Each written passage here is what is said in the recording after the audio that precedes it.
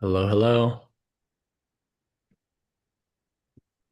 Happy Tuesday, chat. Let's get started shortly.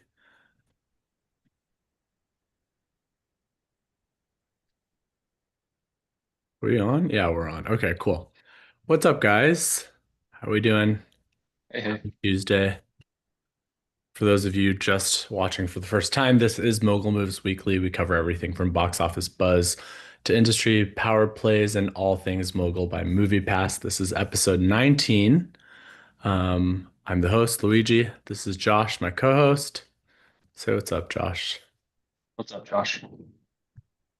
What's up, Josh? All right, so let's dive into it. We had some movies come out this weekend, as every weekend there are movies that come out, but there were a few standouts, obviously, and I have a little bit of a honorable mention at the end here.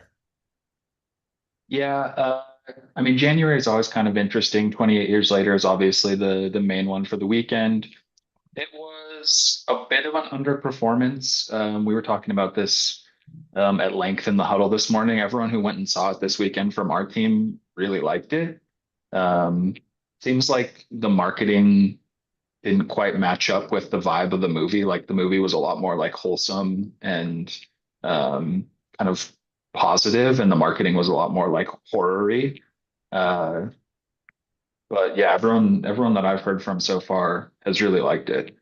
Um, the rest of them, nothing too stand out. Charlie the Wonder Dog did 781,000. Dead Man's Wire did just over a million. Um, I didn't see numbers for Killer Whale. I don't know about that one. That's the one I was going to bring out. There probably were no numbers. I saw a review of this god awful movie on TikTok, and I just wanted to bring it up because it's so bad. It's like all green screen, but yet they filmed it in Thailand. Yet the entire thing was basically green screen. It is about a girl who it's about two women who basically get killed by a killer whale, a killer orca. So, I mean, I'm never gonna watch it, but you guys should look at the reviews. It's so funny to me that this even got made. Is hilarious. Shout out Killer Whale. I know, right? The holdovers this week. Oop, sorry. No surprise here. Avatar. Holding up. Do we think this will be the number one through the end of January? There's a poll on Mogul right now saying that like asking whether people think would be stay number one in the box office through end of January. But then I see like people saying that this will probably be the last weekend. I don't know.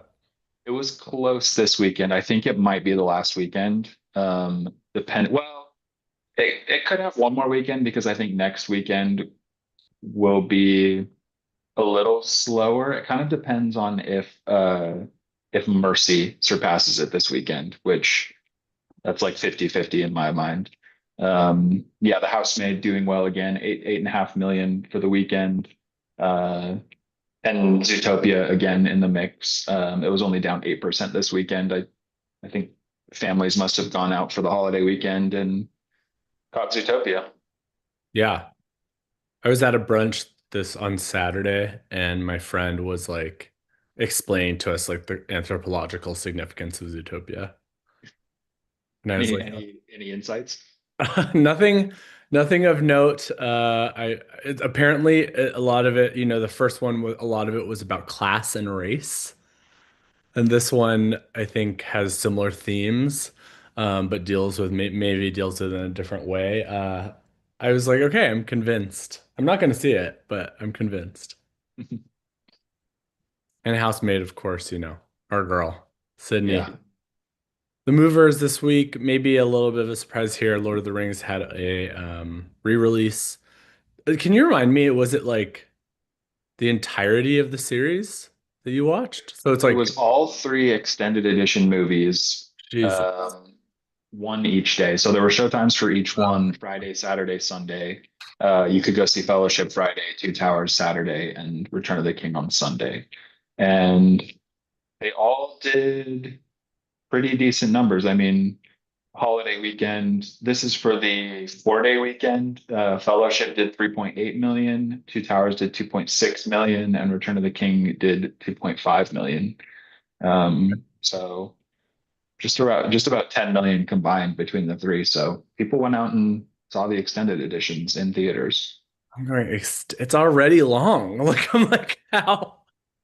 Yeah, the third one extended is like close to 4 hours, I think. Oh my God, jeez. I mean, I love the movies. I don't know if did you watch them like in theaters when they I came out? I just missed them in theaters, and I also grew up Mormon, so I was like, that was not on the What? allowed list when I was a kid. I would argue there are a lot of Christian themes in Lord of the Rings. There's like a lot of people have made like the connection between J.R. Tolkien and like his way of like storytelling being kind of Christian. Jesus. I would definitely agree, but I didn't catch until I didn't watch them until I was in like junior high, Mm. and then I just binge watched them. I'd watch them like every weekend, always the extended edition. Yeah, see, that's like when you're not allowed to do something, it's exactly what you want to do. Um, Exactly. I was like full at that, and then like C.S. Lewis, like Lion, Witch, and Wardrobe, because C.S. Lewis was like known to be like a Christian writer. Yeah. I was like allowed to watch Lord of the Rings and allowed to watch C.S. Lewis. What I could not watch, and you were probably the same, was Harry Potter. If I even looked at a Harry Potter book or wanted to watch, like it was demonic. No, Harry Potter was okay for some reason. What? How is that possible? The I feel like what movies were allowed and what weren't were close to random in a lot of cases. Right, yeah. It was a Like, roll how of the did my dice. mom feel about this particular series? Also, Lord of the Rings was maybe just like more violent, I suppose. There was Yeah, killing, orcs and adult stuff like adult frightening maybe. themes, adult Yeah. themes and whatnot. Okay, let's move on. Oh shoot, sorry. Let's move on to our pick holds and drops of the week. Why don't you start us off? Because I usually just agree with whatever you say. Pick. Uh, I mean, I think the big release this weekend, based on the numbers I'm seeing, is probably going to be Mercy, the Chris Pratt movie. Yep. Um, I don't think I can bring myself to pick that one. I feel like it's going to No. underperform, and I think it will probably underperform in comparison to its budget. Return to Silent Hill is coming this weekend, which I know you've kind of been talking about. I would almost lean towards that one. I think the release will be closer to a few million opening weekend, but I think it will probably perform more strongly in comparison to its budget. Maybe my pick is just something from next week. I think Send Help might be a good pick looking at next week, the Rachel McAdams movie. That's the one that it comes out on the 30th, right? Yeah, next week, Sam Raimi, Right. Rachel Yeah. McAdams. And Dylan O'Brien. Yeah, I Yeah, think my those. pick, if I were to pick something from this week, it'd probably be Silent Hill just because there's a built-in fandom. I'm already Yeah, seeing like on TikTok people like cosplaying and like showing up to the movie theaters like dressed as like, I don't know, I guess characters from the movie. I couldn't name one, so I don't really know. But I can see that potentially having already a built-in fandom. What's your hold for the week? yeah. On Silent Hill, I do. I think if you're just looking at it from a numbers perspective, you might expect underperformance, but I feel like where you're tapped in, you're kind of seeing the Yeah, potential for an overperformance. So I think yeah. that's a good pick.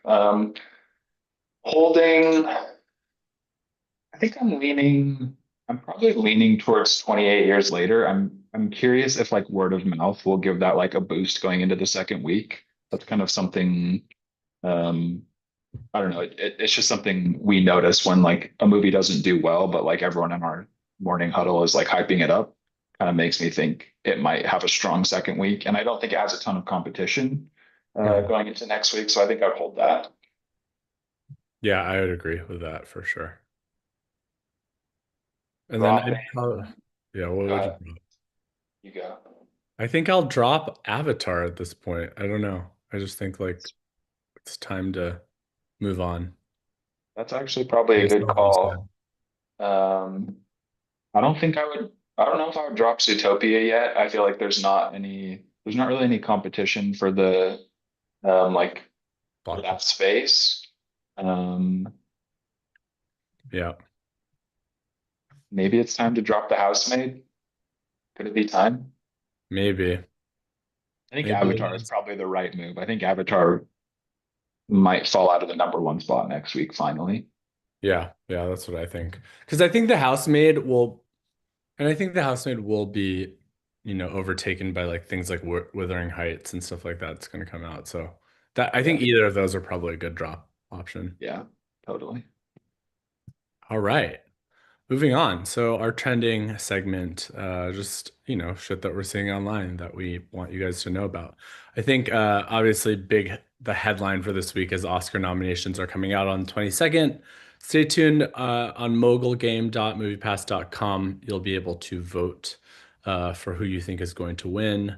Polling will be open as soon as the announcement of the Oscars get made. You'll be able to vote on pretty much every category. So check You that know, out. do you know when in the day those drop? Is that like a like evening show thing, or do they drop early morning? It's early morning. It's usually like 6 a.m. West Coast, 9 a.m.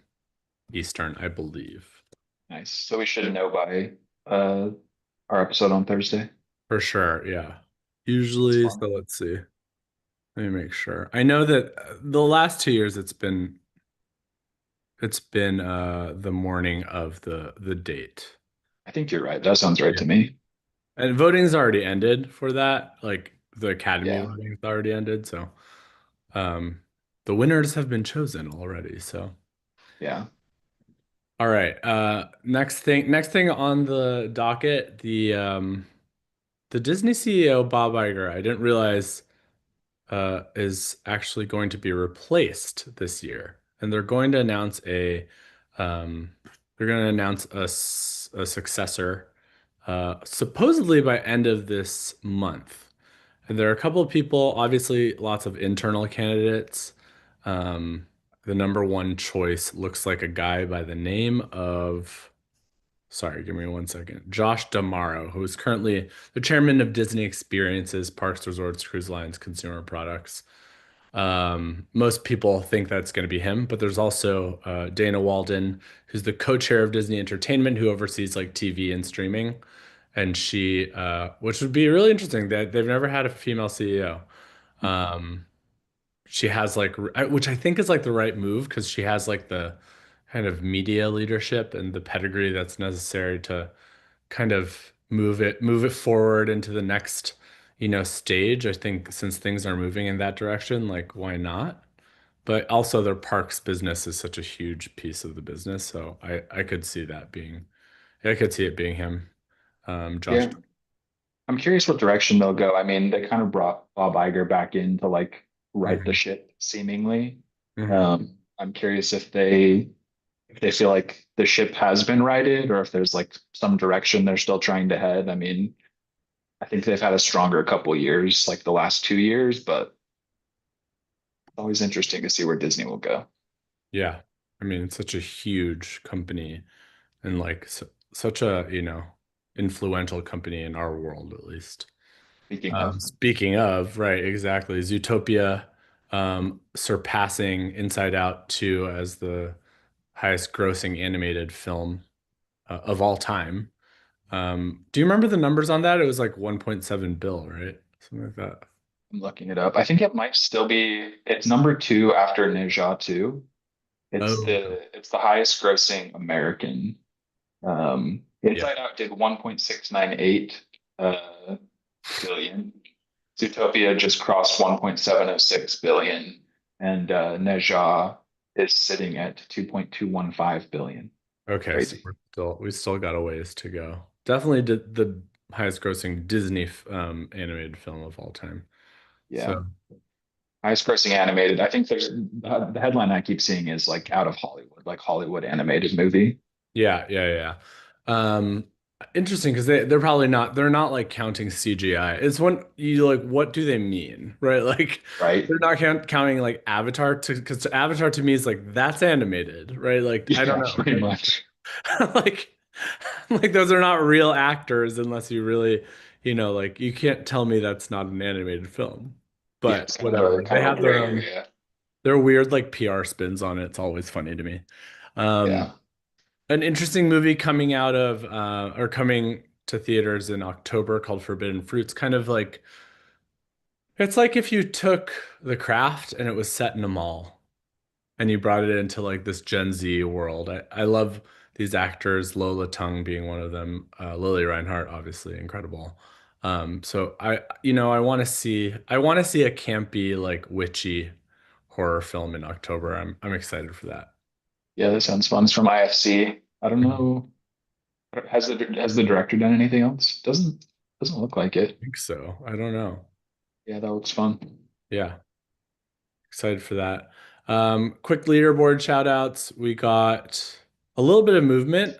Um, Gagon Studios moving up a spot to number 3, knocking SJ Studios out. And then HBS taking the 5th spot. HBS, I can only assume means the Harvard Business School. Of course. Yeah, yeah, naturally. Knocking out Stupid Genius from last week's top 5. So if you haven't played yet, head to mogulgame.moviepass.com. You can play for free. There's a 100K prize pool. Get in, guys. We're waiting for you. The water's warm. Indeed. Shout out Foxtrot. I feel like they've been top I of the leaderboard know. for like going on like 2 months now, it seems like. Seriously, seriously. We need to know your secrets, Foxtrot. Okay, we'll see you guys on Thursday. Until then, peace out.